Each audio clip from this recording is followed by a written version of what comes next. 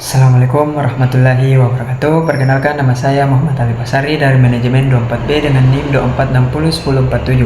Saya ingin menjelaskan tentang pemilu atau pemilihan umum yang disusun oleh Rahmat Aidil Musawir dan saya sendiri. Pemilihan umum atau disingkat dengan pemilu merupakan salah satu mekanisme fundamental dalam kehidupan berbangsa dan bernegara yang berfungsi sebagai sarana bagi rakyat untuk memilih pemimpin dan wakil-wakilnya secara langsung, bebas, dan rahasia. Sebagai landasan dari sistem demokrasi, pemilu memiliki peran strategis dalam memastikan terciptanya pemerintah yang sah, transparan, dan akuntabel. Proses ini menjamin bahwa kekuasaan pemerintah benar-benar berasal dari kehendak rakyat sehingga dapat menjaga kedaulatan serta keutuhan bangsa.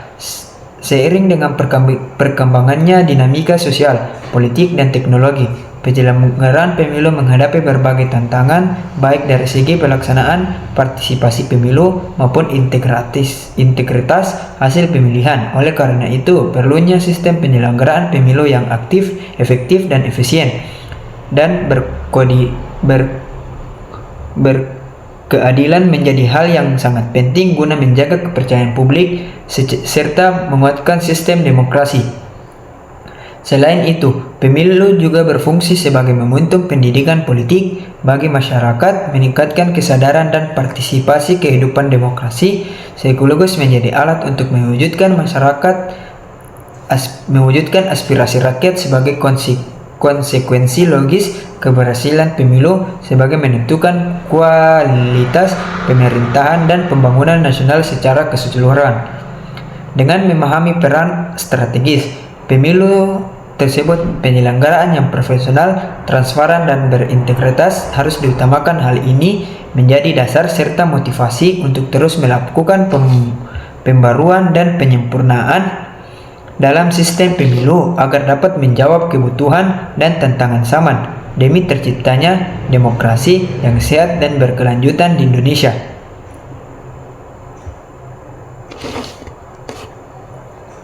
Pengertian pemilu. Pemilihan umum atau pemilu adalah proses demokratis di mana warga yang memenuhi syarat memberikan suara untuk meraih pemimpin dan wakil-wakil mereka dalam lembaga legislatif maupun eksekutif. Pemilu merupakan sarana bagi rakyat untuk mengekspresikan kehendak politik mereka dan berpartisipasi dalam pengambilan keputusan yang berkaitan dengan pemerintahan dan kebijakan publik. Pemilu dilaksanakan secara periodik, diatur oleh undang-undang untuk memastikan bahwa prosesnya berlangsung secara adil, transparan, akuntabel. Dalam konteks Indonesia, pemilu mencakup pemilihan presiden dan pemilihan anggota legislatif serta pemilihan kepala daerah. Melalui pemilu yang diharapkan tercipta pemerintah yang lektif dan responsif terhadap aspirasi masyarakat serta memperkuat prinsip-prinsip demokrasi dan kedaulatan rakyat. Pemilihan umum atau disingkat pemilu adalah proses demokrasi yang memungkinkan warga negara untuk memilih pemimpin, presiden, anggota DPR, dan kepala daerah secara langsung. Pemilu bertujuan mengindahkan kedaulatan rakyat menjadi sarana utama dalam terwujudnya pemerintah yang sah, transparan. Contohnya itu pada pemilihan pemilu 2019, masyarakat Indonesia memilih secara langsung presiden dan wakil presiden serta anggota DPR, DPD, dan DPRD dalam satu hari. Hal ini menunjukkan sistem demokrasi yang aktif dan menyeluruh. Sejarah pemilu di Indonesia.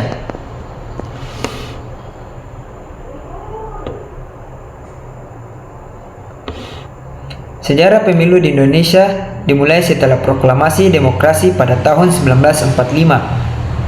di mana dengan pemilu pertama yang diadakan pada tahun 1955. Sejak saat itu Indonesia telah melaksanakan berbagai pemilu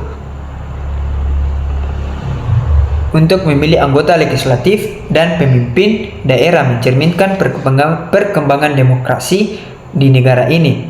1.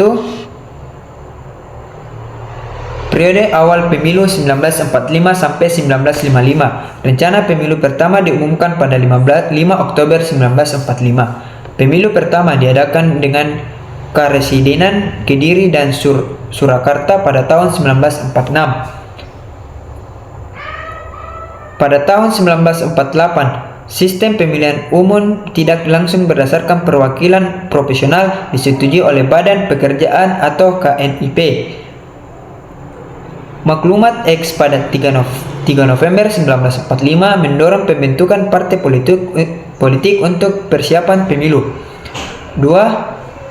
Pemilu 1955. Pemilu 1955 merupakan pemilu pertama yang diadakan secara nasional, di mana terdapat dua jenis pemilihan anggota DPR dan pemilihan anggota konstituante.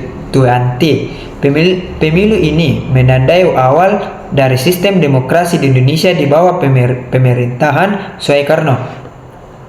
3. Era Orde Baru pada tahun 1971 sampai 1997, di mana Soeharto menjadi presiden pada tahun 1967 dan memimpin selama 30 tahun lamanya. Selama periode ini, 6 kali pemilu diadakan dengan Golkar sebagai partai dominan. Pemilu 1977 menyaksikan penyatuan beberapa partai politik menjadi PP dan PDI, pengegakan terhadap pluralisme politik.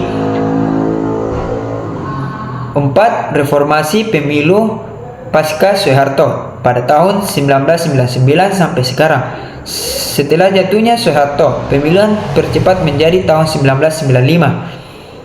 Pemilu 2004 memperkenalkan pemilihan presiden secara langsung. Pemilihan 2009 sampai 2014 melanjutkan sistem pemilihan langsung untuk presiden dan anggota legislatif. Pemilu 2019 melibatkan 20 partai dengan PDI Perjuangan sebagai pemenang.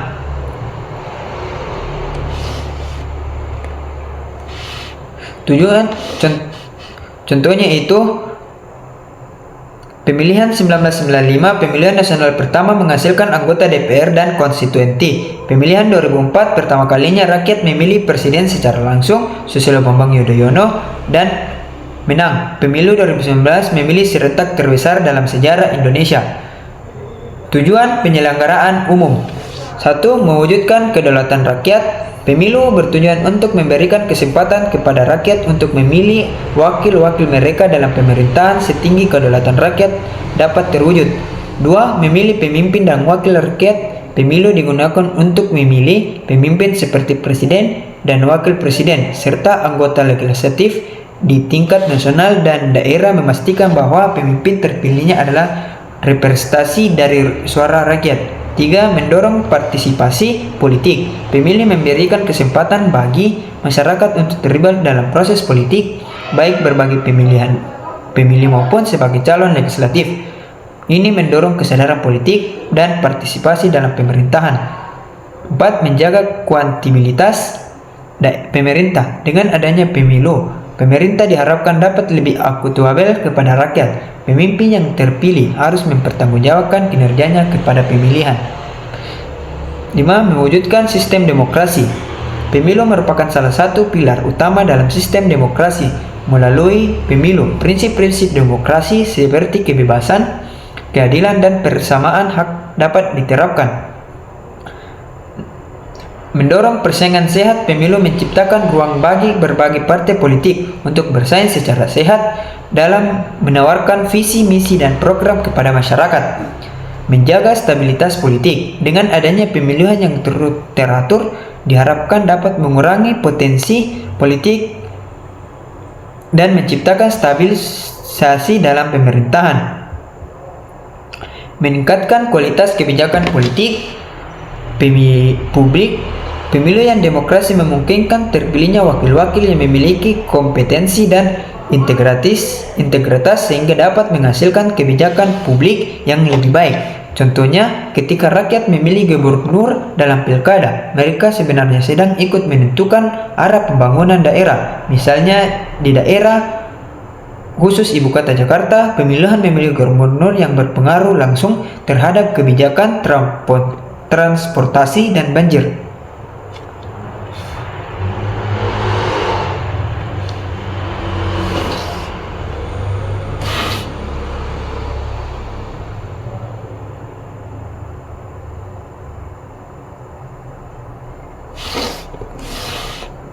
Tujuan penyelenggaraan pemilu. Tujuan penyelenggaraan pemilu 1. Mewujudkan kedaulatan rakyat. Pemilu memberikan kesempatan kepada rakyat untuk mengekspresikan kehendak mereka melalui suara dalam memilih wakil-wakil yang memimpin. 2. Memilih pemimpin dan wakil rakyat. Pemilu digunakan untuk memilih pemimpin seperti presiden dan wakil presiden serta anggota legislatif di tingkat nasional dan daerah. 3. Mendorong partisipasi politik. Pemilu mendorong masyarakat untuk terlibat dalam proses politik baik sebagai pemilih maupun sebagai calon legislatif sehingga meningkatkan kesadaran politik. 4. Menjaga akuntabilitas pemerintah. Pemilu memastikan bahwa pemimpin yang lebih bertanggung jawab kepada rakyat dan harus mempertanggungjawabkan kinerjanya. Dan terakhir, mewujudkan sistem demokrasi. Pemilu merupakan salah satu pilar utama dalam sistem demokrasi yang memungkinkan.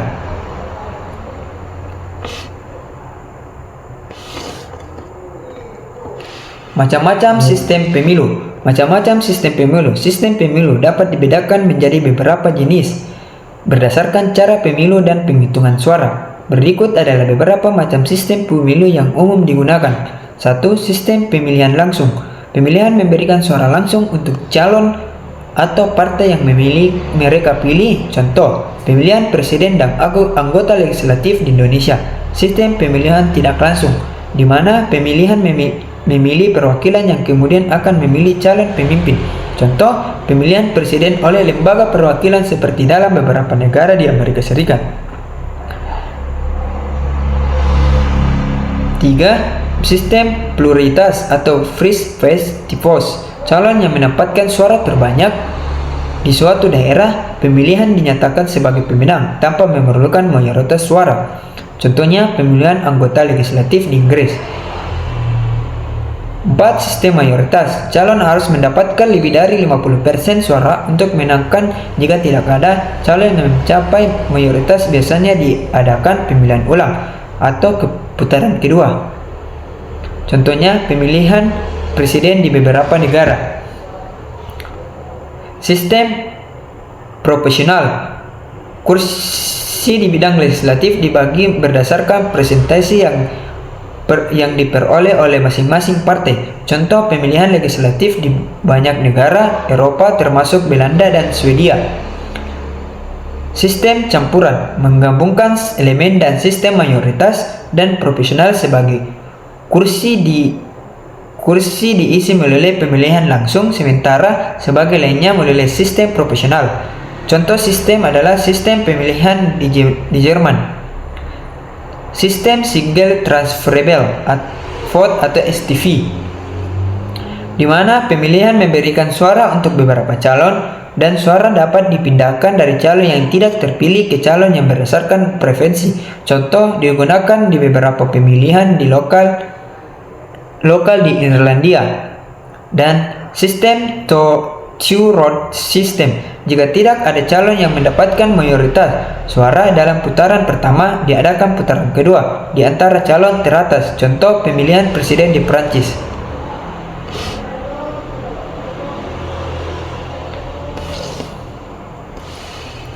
Kelebihan dan kekurangan sistem pemilu di Indonesia. Kelebihan: keterwakilan rakyat. Pemilu memberikan kesempatan kepada rakyat untuk memilih wakil-wakil mereka, sehingga suara masyarakat dapat terwakili dalam pemerintahan. Demokrasi yang berjalan. Pemilu secara rutin diadakan setiap 5 tahun yang menunjukkan komitmen Indonesia terhadap prinsip-prinsip demokrasi. Partisipasi politik. Pemilu mendorong partisipasi masyarakat dalam proses politik, baik sebagai pemilu maupun sebagai calon legislatif, yang meningkatkan kesadaran politik.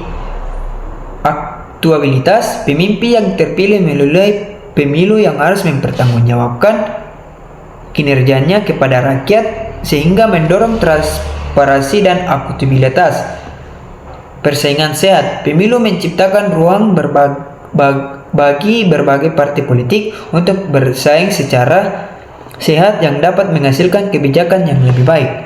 Kekurangan. 1. 1. Politik uang. Praktik politik uang yang sering terjadi di mana calon atau partai politik menggunakan uang untuk mempengaruhi pemilih yang merusak integrasi pemilu. 2. Kualitas calon. Tidak semua calon legislatif memiliki kompetensi dan integritas yang baik, sehingga dapat mengakibatkan pemimpin yang kurang berkualitas. 3. Fragmentasi partai. Banyaknya partai politik yang berkompetisi dapat menyebabkan fragmentasi yang menyulitkan pembentukan kondisi yang stabil di pemerintahan. 4. Kampanye negatif. Dalam persaingan politik, seringkali muncul kampanye negatif yang dapat merusak reputasi calon dan menciptakan polarisasi masyarakat. 5. Tingkat partisipasi yang rendah. Meskipun pemilu diadakan secara rutin, tingkat partisipasi pemilu kadang-kadang lebih rendah, yang menunjukkan kurangnya minat atau kepercayaan masyarakat terhadap proses politik. 6. Penyelenggaraan logistik. Penyelenggaraan pemilu seringkali menghadapi masalah logistik seperti distribusi surat suara dan keamanan yang dapat mengganggu kelancaran pemilu. Contoh kelebihannya adalah banyak masyarakat pedalaman ikut serta pemilih dan pada pemilu 2019 memperlihatkan inklusivitas. Kekurangannya itu di beberapa daerah seperti di Sumatera dan Jawa Timur ditemukan praktik-praktik uang oleh caleg untuk membeli suara. Integritas penyelenggaraan pemilu. Integritas penyelenggaraan pemilu adalah salah satu aspek penting dalam memastikan bahwa proses pemilu berlangsung secara adil, transparan, dan akuntabel. Berikut adalah beberapa elemen yang mendukung integritas penyelenggaraan pemilu. 1. Transparansi. Proses pemilihan harus dilakukan secara terbuka, di mana semua tahapan mulai dari pendaftaran, pemilihan hingga perhitungan suara dapat diakses dan diawasi oleh publik dan pihak-pihak yang berkepentingan. 2. Akuntabilitas. Penyelenggaraan pemilu seperti Komisi Pemilihan Umum atau KPU harus bertanggung jawab atas setiap keputusan dan tindakan yang diambil selama proses pemilu ini, termasuk memberikan laporan yang jelas dan dapat dipertanggungjawabkan kepada masyarakat. 3. Kemandirian dan penyelenggaraan. Penyelenggaraan pemilu harus independen dan pengaruh politik kepentingan pihak tertentu. Kemandirian ini berperan penting untuk menjaga kepercayaan publik terhadap hasil pemilu.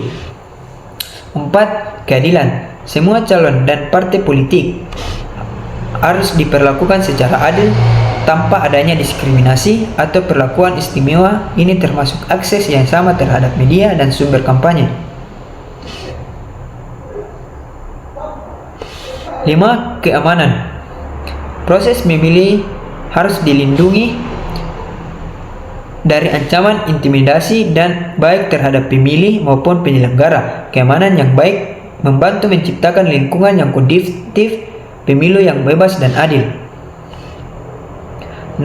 Pendidikan pemilih. Masyarakat perlu diberikan informasi yang cukup mengenai proses pemiluan, hak-hak mereka sebagai pemilih, dan pentingnya partisipasi dalam pemilu. Pendidikan pemilih yang baik dapat meningkatkan kualitas pemilu. 7. Pengawasan oleh lembaga independen. Pengawasan dan lembaga independen, organisasi masyarakat sipil, dan pemantau internasional dapat membantu memastikan bahwa proses pemilu berjalan dengan baik dan sesuai dengan standar yang ditetapkan. 8. Penanganan pelanggaran. Terdapat mekanisme yang jelas untuk menangani pelanggaran yang terjadi selama proses pemilihan pemilu, termasuk sanksi bagi pihak-pihak yang melanggar aturan. Contohnya pada pemilu 2014 dan 2019, Komisi Pemilihan Umum mengembangkan sistem online atau situng untuk publik melihat hasil sementara secara terbuka sebagai upaya meningkatkan transparansi. Tingkat partisipasi masyarakat dalam pemilu. Tingkat partisipasi masyarakat dalam pemilu merupakan indikator penting yang mencerminkan seberapa besar keterlibatan rakyat dalam proses demokrasi. Berikut adalah beberapa aspek yang berkaitan dengan tingkat partisipasi masyarakat dalam pemilihan di Indonesia. Definisi 1. Definisi tingkat partisipasi. Tingkat partisipasi masyarakat dalam pemilu biasanya diukur berdasarkan persentase pemilih yang menggunakan hak suaranya dibandingkan jumlah pemilih yang terdaftar. 2. Faktor yang mempengaruhi partisipasi. Kesadaran politik, tingkat pengetahuan dan kesadaran masyarakat tentang pentingnya pemilu dan hak-hak mereka sebagai pemilih. Aksesibilitas, kemudian mengakses tempat pemungutan suara, TPS, dan informasi terkait pemilu. Kualitas calon, ketertarikan masyarakat terhadap calon yang ada termasuk visi, misi, dan rekam jejak mereka. Kondisi sosial dan ekonomi. Faktor-faktor seperti kemiskinan, pendidikan, dan kondisi sosial dapat mempengaruhi keinginan masyarakat untuk berpartisipasi. 3. Tingkat partisipasi dalam pemilihan Indonesia. Pemilu 2014, tingkat partisipasi pemilu mencapai sekitar 75%. Pemilu 2019, tingkat partisipasi meningkatkan menjadi sekitar 81%, menunjukkan antusiasme yang lebih besar dari masyarakat untuk terlibat dalam proses pemilu. 4. Dampak tingkat partisipasi. Legitimasi pemerintah. Tingkat partisipasi yang tinggi dapat meningkatkan legitimasi pemerintah yang lebih terpilih karena mencerminkan dukungan yang lebih baik, yang lebih luas dari masyarakat. Kualitas kebijakan partisipasi yang tinggi dapat menghasilkan pemimpin yang lebih responsif terhadap kebutuhan dan aspirasi masyarakat sehingga kebijakan yang dihasilkan lebih berkualitas. 5. Upaya meningkatkan partisipasi. Edukasi pemilih meningkatkan kesadaran dan pengetahuan masyarakat tentang pentingnya pemilu melalui kampanye pendidikan pemilih. Inovasi teknologi, memanfaatkan teknologi untuk memperoleh akses informasi dan pendaftaran pemilih. Peningkatan aksesibilitas memastikan bahwa semua lapisan masyarakat, termasuk kelompok rentan, memiliki akses yang sama untuk memberikan suara.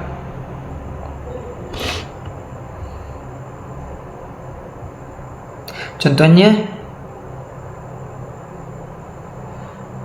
penutup atau kesimpulan. Pemilihan umum perlu di pemilihan umum di Indonesia Pemilihan umum di Indonesia merupakan fondasi utama dalam menjalankan sistem demokrasi yang memberikan kedaulatan kepada rakyat untuk memilih wakil-wakilnya secara pemilu. Indonesia telah mengalami berbagai perubahan dan tantangan sejak pemilu pertama dilaksanakan pada tahun 1955, di mana hingga penyelenggaraan pemilu modern saat ini. Sistem pemilu yang dianut berperan penting dalam menciptakan keterwakilan yang adil, akuntabilitas pemerintah, dan partisipasi politik masyarakat. Meskipun demikian, pemilu di Indonesia menghadapi beberapa kendala seperti praktik politik uang, kualitas calon yang bervariasi, dan fragmentasi pada politik yang cukup tinggi. Tingkat partisipasi masyarakat yang cenderung meningkatkan menunjukkan antusiasme masyarakat dalam demokrasi, namun masih perlu terus didorong agar lebih luas dan merata. Integritas penyelenggaraan pemilu menjadi hal krusial untuk memastikan proses yang adil, transparan, dan dapat dipercaya.